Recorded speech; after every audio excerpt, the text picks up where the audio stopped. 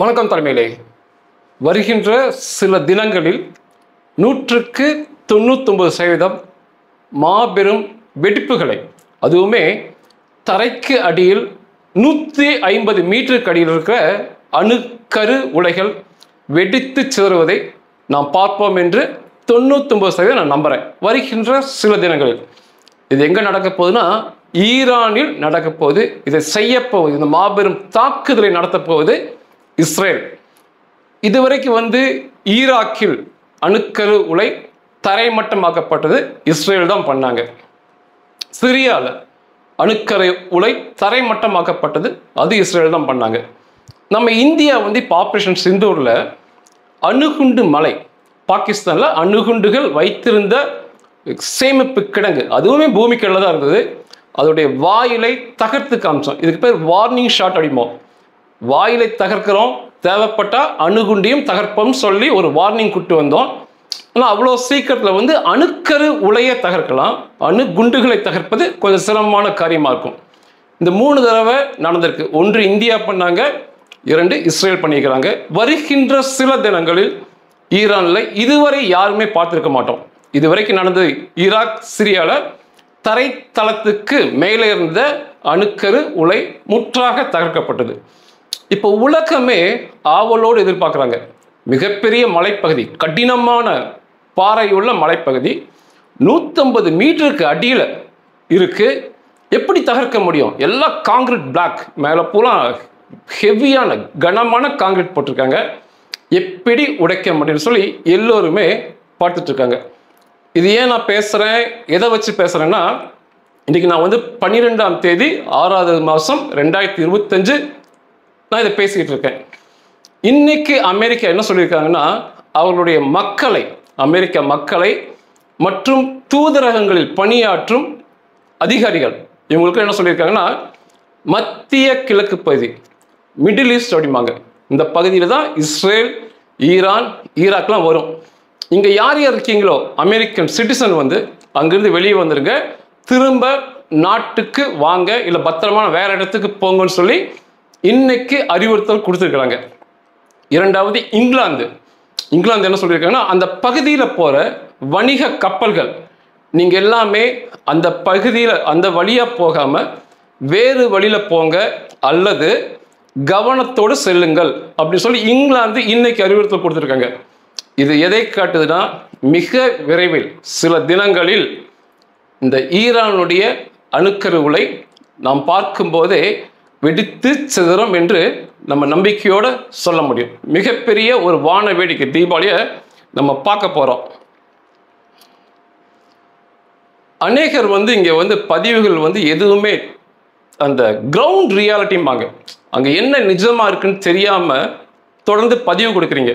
ஒரு குறிப்பிட்ட மக்களை மகிழ்விப்பதற்காக, இல்லை அந்த குறிப்பிட்ட மக்கள் தான் அதிகமாக வாழ்கிறாங்க அப்படிங்கிறனால அவங்க உங்களுக்கு பார்ப்பாங்க, பணம் வருங்க, தேவையற்ற பொய்யான செய்தி சொல்கிறீங்க.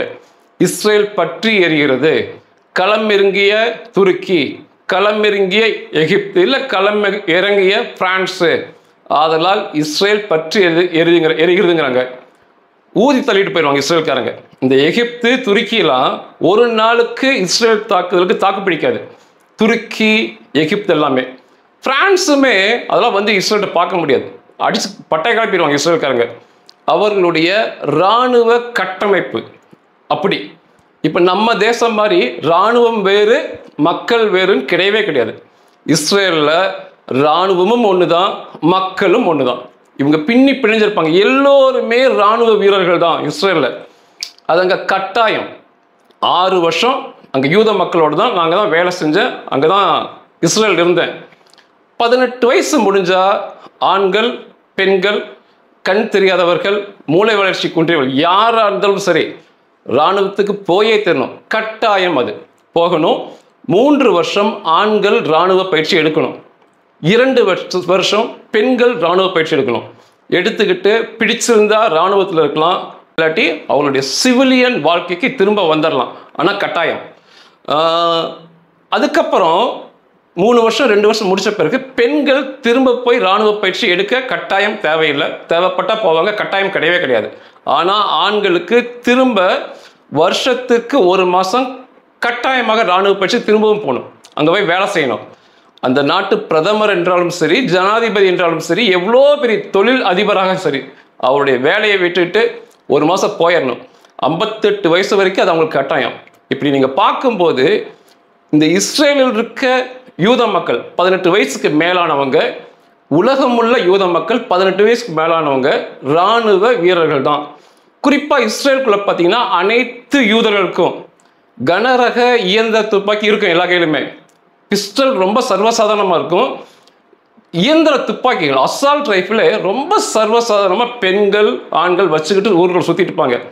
சாதாரணமாக ட்ரௌசர் போட்டுக்கிட்டு பனியன் போட்டு சுற்றுவாங்க. கையில் பார்த்தீங்கன்னா மிகப்பெரிய கன் பின்னால் தொங்கும். பெண்கள் அவ்வளோ அழகாக போயிட்டு இருப்பாங்க. தோளில் இயந்திர துப்பாக்கி வச்சுக்கிட்டு தான் போயிட்டு இருப்பாங்க. அவ்வளோ சீக்கிரத்தில் பற்றி எரியுது, எகிப்து இறங்கிருச்சு, துருக்கி இறங்கிருச்சுன்னா அவங்க ஊருக்குள்ள வெங்காய போய் பள்ளத்துக்குள்ள தான் இறங்கணும். இஸ்ரேலாம் ஒன்றும் பண்ண முடியாது. கள நிலவரம் தெரிஞ்சுக்கிட்டு தான் பதிவுகள் எல்லாம் கொடுக்கணும். இந்த ஆயுத பயிற்சி, இந்த கட்டாய துப்பாக்கிகள், இயந்திர துப்பாக்கிகள்லாம் இஸ்ரேலில் உள்ள யூதர்களுக்கு மட்டுமே. இஸ்ரேல் அராபுகளும் இருக்காங்க. இஸ்ரேலுக்குள்ளேயும் இந்த அராபிய மக்கள்கள் இருக்காங்க. இஸ்ரேலுக்கு 99% விசுவாசமாக இருக்கவே மாட்டார்கள். அவங்க இஸ்ரேலுக்குள்ள தான் சாப்பிடுவாங்க. இஸ்ரேல் தான் எல்லாம் கொடுக்கும். அந்த அரபு மக்களுக்கு பாதுகாப்பு எல்லாம் கொடுக்கும். நல்ல சௌகரியமான வாழ்க்கை இருக்கும். அப்பொழுதும் அவர்கள் இஸ்ரேலுக்கு விசுவாசமாக இருக்க மாட்டாங்க. முழுக்க முழுக்க அவருடைய எண்ணங்கள் பூரா சுற்றி உள்ள அரபு நாடுகளுக்கு விசுவாசமாக இருப்பது அவர்களுடைய வழக்கம். அவங்களுக்கு இராணுவ பயிற்சி எக்காரணம் கொண்டும் கிடையாது, ஆயுதமும் கிடையாது, வச்சுக்கவே வைக்க மாட்டாங்க. அவங்களுக்கு தனியாக தான் குடியிருக்கவே வச்சுருப்பாங்க. இந்த யூதர்கள் நாங்கள் இருக்கும்போது டிஸ்கோக்கு போவோம். அங்கே வேலை செய்யும்போது வெள்ளிக்கிழமை இரவு டிஸ்கோ ஆரம்பிக்கும். அங்கே வெள்ளிக்கிழமை மதியானம் மேலே விடுமுறை, சனி முழுக்க ஓய்வு நாள், ஞாயிற்றுக்கிழமை வேலைக்கு போகணும். நம்ம திங்கக்கிழமை போவோம், அவங்க ஞாயிற்றுக்கிழமை போவாங்க. டிஸ்கோலாம் போகும்போது யூதர்கள் அவங்களுடைய கார்டில் யூதர்கள் இருந்தால் அந்த டிஸ்கோக்குள்ள அவங்க போயிடுவாங்க. எந்த செக்கப்பும் கிடையாது. அவங்ககிட்டையும் துப்பாக்கி இருக்கும். செக் போஸ்ட்டில் இராணுவ வீரர்கள், காவல்துறையினர் ரொம்ப அதிக ஆயத்தோடு நிற்பாங்க. அதே ஒரு அரபு வந்தானா பார்த்தாலே தெரியும். 6 அடிக்கு மேலே உயரமாக இருப்பான். நல்லா சாப்பிட்டுக்கிட்டு நல்லா கொளுத்து போய் வருவானுங்க. வீம்புக்குன்னே வருவானுங்க. காடை பார்ப்பாங்க. அரபுன்னு இருந்துச்சுன்னா அனுமதியே இல்லை. வேற ஏதாவது பேசுனா எடுத்து துப்பாக்கி தான் எடுத்துக்கிட்டு நான் பார்த்துருக்கேன். நீ போயிட்டே இரு. இந்த யூத இடத்துக்கு நீ வர்றது, இந்த யூத பெண்களோடு இருப்பது, நீ அங்கே ஆடுவது, அவர்கள் இந்த கவரை இதெல்லாம் எதுவும் வச்சுக்காத. உன்னோட இடத்துக்கு போய் நீ டிஸ்கோ ஆடி என்னமோ பண்ணு.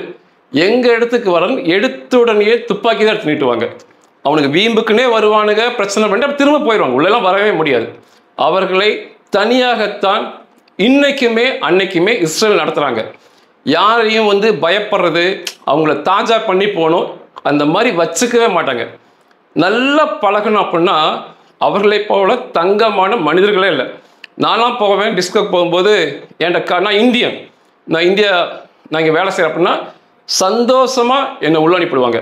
என்னையே என் நண்பர்கள்லாம் நாங்களாம் எந்த வித கட்டுப்பாடுமெல்லாம் உள்ளே போவோம். இந்த அரபுகள் அந்த நாட்டில் தான் இருக்காங்க. ஆனால் உள்ளே வரக்கோ அவருடைய பிரச்சனை பண்ணுறக்கோ பழகுவதுக்கோ விடவே மாட்டாங்க. தனித்து தான் அவங்கள வச்சுருப்பாங்க. நமக்கு ஒரு நியாயமான சந்தேகம் வரும். இஸ்ரேலிடம் அணுகுண்டு இருக்குது, இந்தியாவிடம் அணுகுண்டு இருக்குது, ஏன் பாகிஸ்தானில் அணுகுண்டு இருக்கக்கூடாது நான் சொல்கிறேன். ஏன் ஈரானில், ஈராக்கில், சிரியாவில் அணுகுண்டு செய்யும்போது இஸ்ரேல் போய் ஏன் அடிக்கிறாங்க, தகர்க்கிறாங்க? ஏன் இவங்ககிட்ட இருக்கும்போது அவங்ககிட்ட இருக்கலாமே அப்படின்னு நினைப்போம்.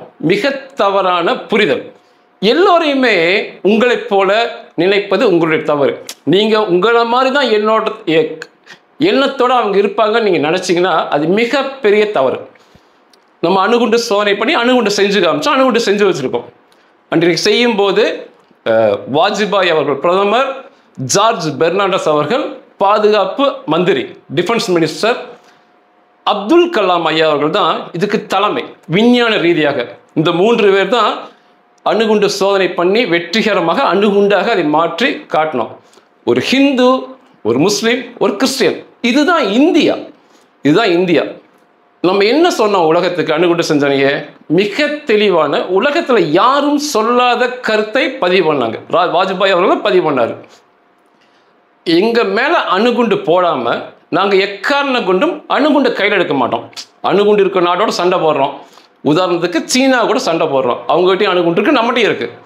அவங்க போட்டால் தான் நாங்கள் எங்கள் அணுகுண்டை எடுப்போம் கையில். ஒன்று. இரண்டாவது, அணுகுண்டு இல்லாத நாடு கூட சண்டை வருது. உதாரணத்துக்கு பங்களாதேஷில் அணுகுண்டு இல்லை, இந்தியாவிடம் அணுகுண்டு இருக்குது. அப்படி ஒரு சண்டையில் நாங்கள் தோற்க நேரிட்டாலும் அந்த வார்த்தை தேவையே இல்லை, நடக்கவே நடக்காது. நாம் இருக்கிற வரைக்கும், நமது இராணுவ வீரர்கள் இருக்கிற வரைக்கும். என்றாலும் அணுகுண்டு இல்லாத நாடுகளும் நாங்கள் தோற்றால் கூட அணுகுண்டை நாங்கள் எடுக்க மாட்டோம். இதுதான் நம்முடைய உத்தரவாதம். இவ்வளோ அழகான உத்தரவாதம் உலகத்தில் யாருமே கொடுக்கல. சரி, அதே சமயத்தில் பாகிஸ்தான் அணுகுண்டு செஞ்சாங்க. அங்கே இது போன்று ஒரு ஹிந்து, ஒரு முஸ்லீம், கிறிஸ்தவர்கள்லாம் கிடையாது. முழுக்க முழுக்க இஸ்லாமியர்கள் தான் செஞ்சு காமிச்சாங்க. இதை போன்ற ஒரு உத்தரவாதத்தை அவங்க தரவே இல்லை. அவங்க என்ன சொல்றாங்கன்னா, தேவைப்பட்டால் அணுகுண்டை நாங்கள் கையில் எடுப்போம். முதல்ல நாங்களே எங்களுக்கு பிரச்சனை பெருசாயிடுச்சுன்னா அணுகுண்டை எடுத்துருவோம். இதுதான் அவங்க. நல்லா புரிஞ்சுக்கணும், எல்லோருமே ஒன்று போலல்ல. அதனால அணுகுண்டு இருக்கும் நாடுகளிடம் தான் இருக்கணும். உதாரணத்துக்கு இந்தியா, இஸ்ரேல், ரஷ்யா இவங்ககிட்டலாம் இருக்கலாமே ஒழிய ஒரு காலமும் இந்த பாகிஸ்தானில், ஈரான், ஈராக் இங்கெல்லாம் இருக்கவே கூடாது. அவங்கெல்லாம் வந்து முதல்ல எடுப்போம். அவங்க அந்த எங்களுக்கு எதிரான நாடு தூங்கிட்டு இருப்பாங்க, அப்படியே அவங்கள ஏமாற்றி கொண்டு உள்ளே போட்டுருவோம், அந்த ஜனத்தொகை இல்லாமல் பண்ணுவோம், அவங்க செய்யாமல் நாங்களே போய் செய்வோம் அப்படிங்கிற எண்ணம் உடையவர்கள். அதனால தான் செய்ய விடாமல் ஆரம்ப கட்டத்திலேயே தடுக்கிறாங்க. இது ஏற்கனவே சில மாதங்களுக்கு முன்னால் இந்த தாக்குதல் நடந்திருக்கணும்.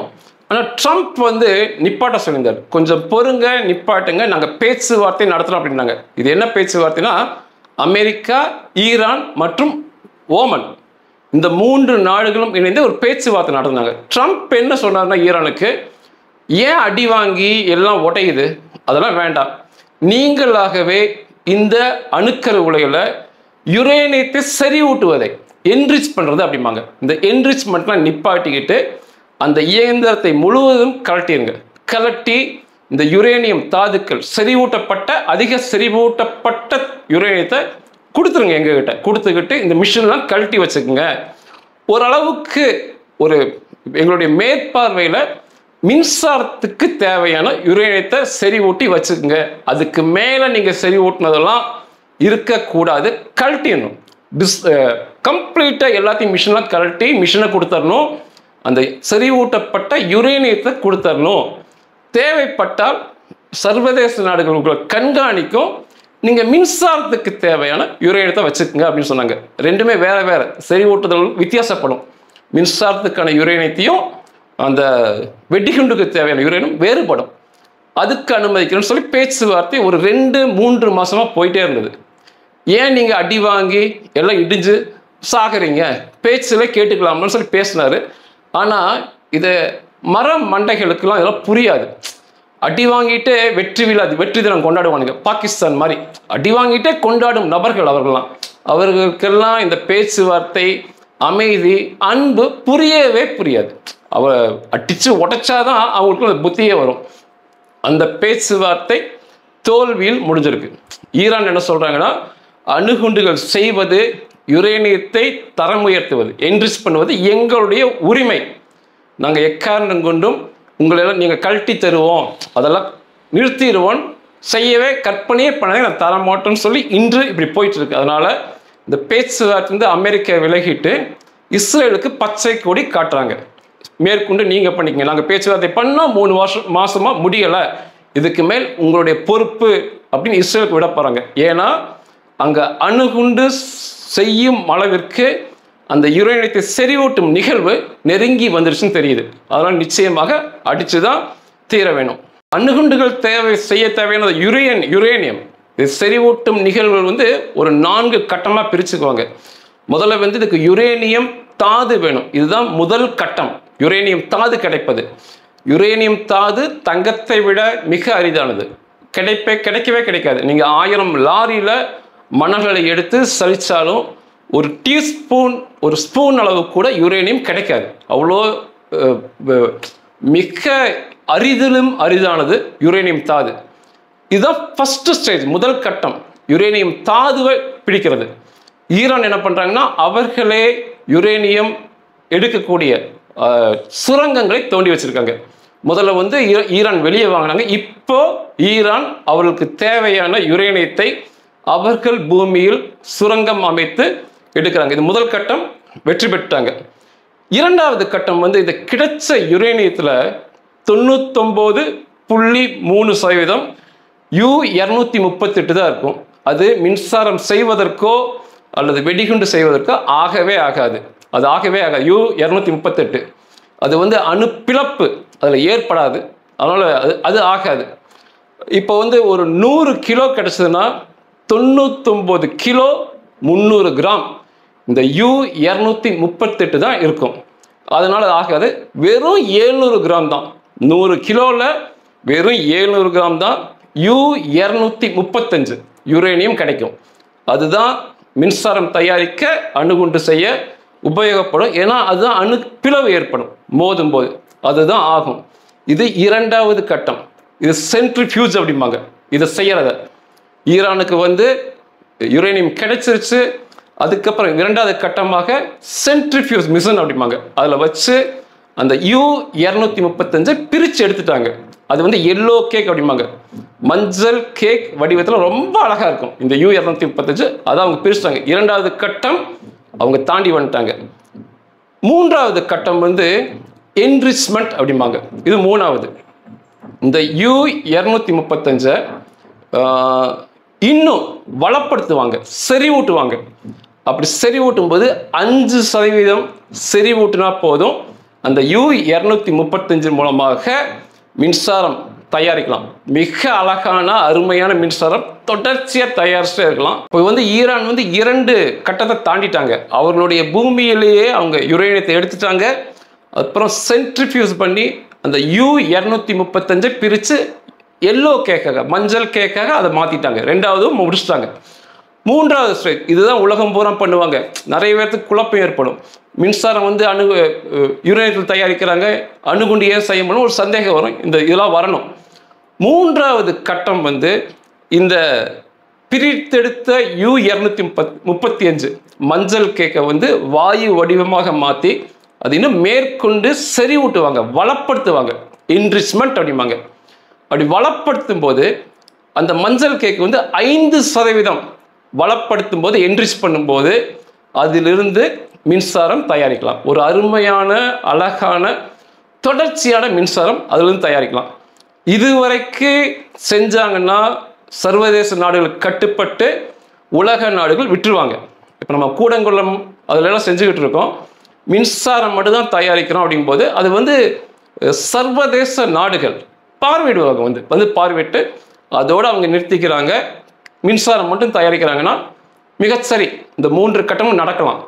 ஆனால் அந்த செறிவூட்டுதலை வந்து 5%லிருந்து 90% உயர்த்தும் போது அந்த எல்லோ கேக் வந்து 90% செறிவூட்டப்படும் போது அணுகுண்டுக்கு தேவையான மூலப்பொருளாக வெடிபொருளாக மாறிடும். இந்த இடத்துக்கு போகாமல் பார்த்துக்குவாங்க. அணுகுண்டு செய்த நாடுகள் ஓகே செஞ்சுட்டாங்க. இனிமேற்கொண்டு புதிதான நாடுகள் குறிப்பாக இந்த அரபிய பயங்கரவாத நாடுகள் செய்யக்கூடாது கண்ணும் கருத்துமா இருப்பாங்க. அந்த 5% செறிவூட்டுவது வரைக்கும் என்ரிச்மெண்ட் வரைக்கும் நடக்கலாம். அந்த 5%க்கு மேலே 90% போய் நன்றாக செறிவூட்டி அந்த எல்லோ கேக்கை மாற்றும் போது அணுகுண்டுக்கு தேவையான மூலப்பொருளாக மாறும். அதுக்கு விடவே மாட்டாங்க. அப்படி செய்யும்போது நிச்சயமாக அடிப்பாங்க. இதெல்லாம் செய்யறதுக்கு வந்து நல்ல அதுக்கான தாது பொருள் அங்கே இருக்கணும் அந்த நாட்டில். இல்லாட்டி வெளிநாட்டிலேருந்து வாங்க தெரியணும். மிகப்பெரிய விலை வரும். அவ்வளோ எளிதாக வாங்க முடியாது. சர்வதேச கட்டுப்பாடுகள் உண்டு. அதுக்கப்புறம் அந்த U-235 U-238 பிரித்தெடுக்க சென்ட்ரிஃபியூஸ் இயந்திரங்கள் ஏகப்பட்டது மாட்டணும். அதுக்கப்புறம் செறிவூட்டக்கூடிய என்ரிச்மெண்ட் பண்ணக்கூடிய இயந்திரங்கள் ஏகப்பட்டது மாட்டணும். இதுக்கெல்லாம் கோடான கோடி பொருட்செலவாகும், மின்சாரம் தேவைப்படும். இதுக்கு இந்த இயந்திரங்கள்லாம் எல்லா நாட்டிலையும் கிடைக்காது.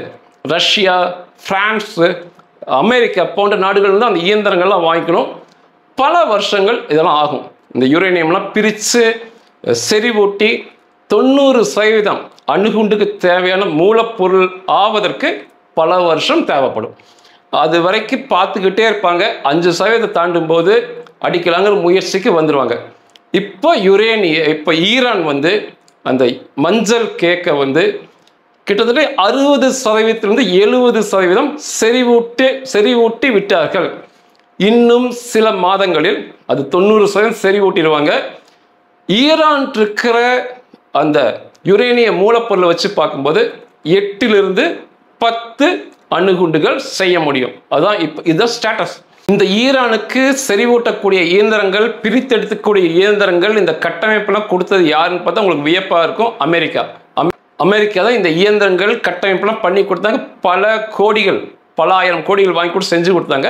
இப்போ அமெரிக்கா என்ன குற்றச்சாட்டு சொல்கிறாங்கன்னா, மின்சாரம் தயாரிப்போம் என்று எங்ககிட்ட பொய் சொல்லிக்கிட்டு எல்லாம் வாங்கினாங்க. இப்போ அதை தாண்டி போயிட்டு இருக்காங்கன்னு சொல்கிறாங்க. அதற்கப்புறம் அமெரிக்கா நிறுத்தின பிறகு ரஷ்யாவிடமிருந்து இவர்கள் இயந்திரம் பெற்றுக்கொண்டார்கள் ஈரான். பொதுவாக வந்து இதை கண்காணிக்கும் நிறுவனம் வந்து IAEA அப்படிம்பாங்க, இன்டர்நேஷனல் அட்டாமிக் எனர்ஜி ஏஜென்சிம்பாங்க. இது சர்வதேச நிறுவனம், வாட்ச் டாக் அப்படிம்பாங்க. இவங்களுடைய மேற்பார்வையின் கீழ் தான் நடக்கணும். ஈரான் என்ன பண்ணுறாங்க அப்படின்னா, இவர்கள்லாம் வந்து காட்டும்போது ஒரு சில நிறுவனங்களை காட்ட வேண்டியது, இந்த இடத்துல நாங்கள் வந்து மின்சாரம் தயாரிக்கணும்னு சொல்லி. ஆனால் இஸ்ரேல் வந்து உளவு தகவல் கொடுப்பாங்க, நீங்கள் அங்கெல்லாம் போய் பாருங்க, வேற மாதிரி செய்கிறாங்கும் போது இந்த வாட்ச் டாக் நிறுவனம் எல்லா பக்கம் போவாங்க, அவங்களுக்கான உரிமை இருக்கு. அங்கே போய் பார்க்கும்போது இந்த ஈரான் காட்டாத சொல்லாத இடங்களில் இன்னும் தீவிரமாக இந்த அணுகுண்டுகளை பெறக்கூடிய முயற்சியில் மூலப்பொருள் பண்ணிட்டு இருப்பாங்க. இதெல்லாம் தான் கோபங்கள். உண்மையா அவர்கள் வந்து மனம் திறந்து எல்லாத்தையும் இதுவரை காட்டல, காட்டுவது கொஞ்சம், காட்டாமல் செய்வது அதிகம். இதனால தான் தாக்குதல் நிர்பந்தம் ஆகுது. இன்னைக்கு நிலைமைக்கு ஈரானில் வந்து இந்த யுரேனியம் எடுக்கும் சுரங்கங்கள், அதை பிரித்தெடுக்கும் நிலையங்கள், செறிவூட்டும் நிலையங்கள் பார்த்தீங்கன்னா ஒரு 20 to 30க்கு மேற்பட்ட இடங்கள் நடக்குது. இது அத்தனையுமே தாக்க வேண்டிய அவசியம் இல்லை. ஆனால் முக்கியமான சில இடங்களை, ஒரு 6 இடங்களை இஸ்ரேல் தாக்கும் என்று எதிர்பார்க்குது. ஒன்று வந்து FEPம்பாங்க, ஃபியூயல் என்ரிச்மெண்ட் பிளான்ட். இது நட்டான்ஸ் என்ற பகுதியில் ஈரான் வச்சிருக்காங்க. இரண்டாவது Fordow fuel enrichment plant, FFEP அப்படிம்பாங்க. இது ஃபோர்டோ என்ற பகுதியில் இருக்கு. இன்னொன்று புதுசாக கட்டிட்டு இருக்காங்க, இதுவும் நட்டான்ஸ் என்ற பகுதியில் தான் இருக்கு.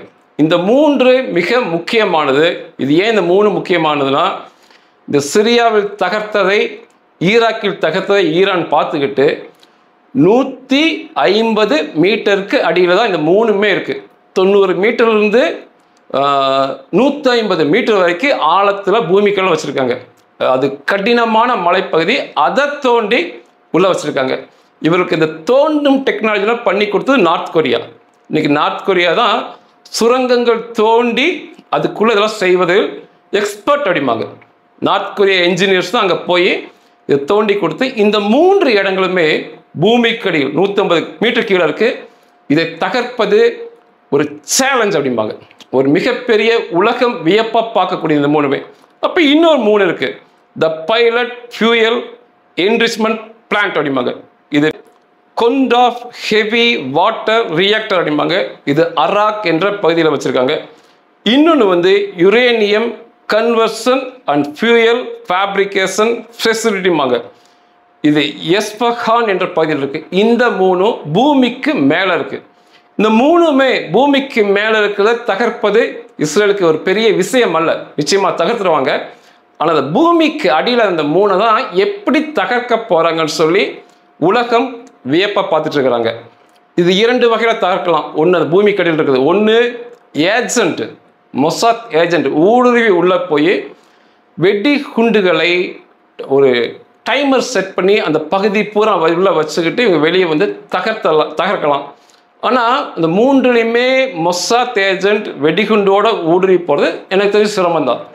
அதற்கடுத்த சாத்தியமானது போர் விமானங்களை எடுத்துட்டு சென்று அந்த நிலையங்கள் மேலே கடினமான குண்டுகளை போடுவது சாத்தியமான ஒன்று.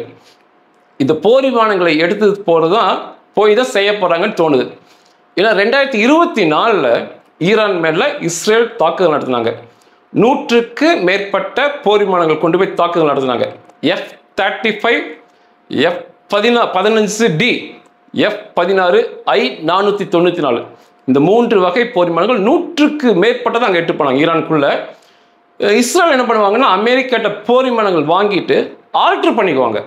அந்த போர் விமானத்தை அவங்க கொடுத்த மாதிரி வச்சுக்க மாட்டாங்க, தேவைக்கு ஏற்ற போல மாறுதல் பண்ணி வச்சுக்கோங்க. அதனால தான் இவ்வளோ பெரிய வெற்றிகரமான தாக்குதல் அங்கே சாத்தியமாயிட்டு இருக்கு. அமெரிக்காவுடைய போர் விமானங்கள் அப்படியே அங்கே உபயோகப்படுத்தப்படாது, அதை நம்ம புரிஞ்சுக்கணும்.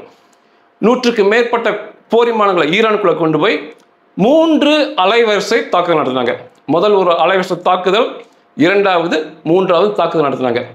சொன்னது அங்கே இந்த ஏவுகணை செய்யும் இடங்கள், ட்ரோன் செய்யும் இடங்கள், ஆயுதங்கள் பதுக்கி வைத்த இடங்கள்லாம் அழிச்சேன்னு சொன்னாங்க. ஆனால் இது தந்திரமான தாக்குதல். வரும் காலகட்டத்தில் இந்த அணு நிலையங்களை தகர்ப்பதற்காக அந்த 100 போர் விமானங்கள் உள்ள போய் வான் பாதுகாப்பு சாதனம் ஈரானில் S-300 ரஷ்யாவோடது, அதற்கு இணையானது ஈரான் செஞ்சதெல்லாம் இருந்தது. அதில் முக்கியமான வான் பாதுகாப்பு சாதனங்களை இஸ்ரேல் தகர்த்துட்டாங்க. 2024 தகர்த்துட்டாங்க. இப்போ இஸ்ரேல் போர் விமானங்கள் போனால் அங்கே வான் பாதுகாப்பு சாதனமோ வருவதை கண்டறியும் ரேடார் சாதனமோ அங்கே இல்லை. இஸ்ரேல் போர் விமானம் போகும்போது சும்மா இவங்க வேடிக்கை தான் பார்க்கணும். ஈரான் ஏற்கனவே அடிச்சாச்சு. அதை ஏற்கனவே அடிப்பதற்காக தான் இந்த தாக்குதலுக்கு முன்னோட்டமாக வழி செய்யும் விதமாக தான் இந்த 2024 பண்ணி வான் பாதுகாப்பு சாதனம் அங்கே இல்லை, ஏவுகணைகள் இல்லை, ட்ரோன் இல்லை, வெடிமருந்து பொருளை ஏற்கனவே அடிச்சாச்சு. இப்போ ஈரான் திறந்த மைதானமாக, இஸ்ரேலுடைய போர் விமானத்துக்கு முன்னால அது திறந்த மைதானம். எப்பொழுதுமே இது தாக்குதல் எதிர்பாராத தினத்தில் ஒரு இரவு 12 மணிக்கு மேலே எடுத்து 5 மணிக்குள்ள முடிச்சுக்குவாங்க. அதே போல தான் ஒரு 100க்கு மேற்பட்ட போர் விமானங்கள் எடுத்துக்குவாங்க. அதே F-35, F-15, F-16 இந்த 3 வகை போர் விமானம் எடுத்துக்குவாங்க. 3000 கிலோமீட்டர் அவங்க இஸ்ரேல் ஈரானுக்கு பறக்கணும். ஈரானுடைய அணுக்கர நிலையம் அடையணும்னா 3000 கிலோமீட்டர் போகணும், 3000 கிலோமீட்டர் திரும்ப வரணும். மொத்தம் 6000 கிலோமீட்டர் ஒரு போர் விமானம் பயணம் செய்யணும். இடையில அவங்க எங்கேயுமே நிறுத்த முடியாது. எதுவுமே நட்பு நாடு கிடையாது, இறக்க விடவே மாட்டாங்க. போயிட்டு நிச்சயமா திரும்பி வந்தாங்கன்னா இடையில நிறுத்த முடியாது. அப்போ எரிபொருளை நிரப்பக்கூடிய கொடுக்கக்கூடிய எரிபொருள் டாங்கர், மிகப்பெரிய பிரம்மாண்ட விமானத்தில் எரிபொருளையும் எடுத்துக்கிட்டு 100க்கு மேற்பட்ட போர் விமானங்களையும் எடுத்துக்கிட்டு ஈரானுக்குள்ள போய் தாக்குதல் நடத்தணும். இந்த தடவை இதுக்கு ஒரு சிறப்பான வெடிகுண்டு மட்டும் சேர்த்து எட்டு போவாங்க. ஏன்னா அது 150 மீட்டருக்கு உள்ள இருக்கனால பங்கர் பஸ்டர்மாங்க. இந்த கடினமான மலையை உடைச்சிக்கிட்டு அந்த காங்கிரீட்டை எல்லாம் உடைச்சிக்கிட்டு 150 மீட்டர் உள்ள போய் பயங்கரமா வெடித்து செதறும். அந்த குண்டை இந்த தடவை எட்டு போவாங்க. இந்த குண்டு GBU-57 MDBம்பாங்க, மேசிவ் ஆர்டனன்ஸ் பெனிட்ரேட்டர். இன்றைக்கு இந்த GBU-57 MDB தான் இவ்வளோ பெரிய 150 மீட்டரை தாண்டி உள்ள போய் வெடிக்கக்கூடியது, தகர்க்கக்கூடியது. இது அமெரிக்காவுக்கு சொந்தமானது. ஒன்று இஸ்ரேல் அந்த பங்கர் பஸ்டர் குண்டுகளை GBU-57 கணக்கில்லாமல் வாங்கி வச்சிருப்பாங்க. ஒரு அணுக்கரு உலைக்கு ஒரு 8 GBU தேவைப்படும் வச்சுக்கோங்களேன். அப்போ 3 அடிக்கணும், 24 GBU தேவைப்படும். அப்போ GBU-57 ஒரு 30க்குள்ள 40 ஸ்பேரா வச்சுட்டு தான் போகணும் கண்டிப்பாக. அப்போ தான் அந்த 3 அணுக்கரு உலை பூமிக்கு அடியில் இருக்கிறத தகர்க்க முடியும். இல்லை அந்த GBU-57க்கு மேலானது நிகரானது இஸ்ரேல் செஞ்சுருக்கணும். அதனால தான் இந்த காலகட்டத்தை எடுத்திருப்பாங்க. அந்த பங்கர் பஸ்டர் பெனிட்ரேட்டர் அப்படிம்பாங்க, உள் புகுந்து வெடிக்க கூட செய்வதற்கான காலம் இஸ்ரேல் எடுத்திருப்பாங்க. என்னுடைய கணிப்புக்கு GBU-57 அமெரிக்காவிலிருந்து போயிருக்கும். இஸ்ரேலும் தன் பங்குக்கு அந்த பங்கர் பஸ்டரை 150 மீட்டருக்கு உள்ள போகிறத செஞ்சிருப்பாங்க. வரும் தினங்களில் 100க்கு மேற்பட்ட போர் விமானங்கள், அதில் ஒரு 20-30 போர் விமானங்களில் இந்த GBU-57 போன்ற குண்டை மாட்டிட்டு கொண்டு போய் ஈரானால் தடுக்கவே முடியாது. அங்கே வான் பாதுகாப்பு சாதனம் இல்லை, உள்ள புகுந்து நிறுத்தி நிதானமாக விளையாடுவாங்க. அவங்க திருப்பி அடிக்கிறக்கோ ஏவுகணை பறந்து வரும் என்ற பயமே அவங்களுக்கு இல்லை. 2024 அதெல்லாம் அடிச்சாச்சு. இப்போ நிறுத்தி நிதானமாக துல்லியமாக ஒவ்வொன்றையும் தகர்த்துக்கிட்டு அந்த பூமிக்கு மேலே இருக்க 3ஐயும் தகர்த்துக்கிட்டு இந்த 6ஐயுமே முடிச்சுக்கிட்டு பத்திரமாக இஸ்ரேல் திரும்பி வருவாங்க. ஆனால் மிகப்பெரிய ஆப்ரேஷன் தான். 6000 கிலோமீட்டர் மொத்தமாக போயிட்டு வருவதற்கு பறக்கணும், நடுவானில் எரிபொருள் வச்சுக்கணும், வேற ஏதாவது போர் விமானம் சண்டைக்கு வந்து அதையும் பார்க்கணும். வெற்றிகரமாக இதெல்லாம் தகர்த்து விட்டு 6 அணுக்கரு உலைகள் பூமிக்கடியில் இருப்பதை பூமிக்கு மேலே இருப்பதை தகர்த்து நிர்மூலம் பண்ணிட்டு திரும்ப வரணும். இது மாபெரும் வெற்றி, ஒரு பெரிய ஆப்ரேஷனாக பார்க்கப்படும். ஆனால் இதெல்லாம் ஈரானுக்கு வந்து இந்த மரமண்டைகளுக்கு புரியவே புரியாது, இந்த அரேபியர்களுக்கு புரியவே புரியாது. அமெரிக்கன் அழகாக சொல்லியிருக்காங்க, சொல்லும் போதே கேட்டுக்கோ, வாயில சொல்கிறோம் கேட்டுக்கிட்டு கழட்டி கொடுத்துரு. ஏன் அடி வாங்கன்னா அவன் அதெல்லாம் கழட்ட மாட்டேன், நான் அடி வாங்குறேன் அப்படிங்கிறான். அடி வாங்கி தான் தீரணும். வேற லெவல் தாக்குதல் நம்ம பார்ப்போம். நன்றிகள்.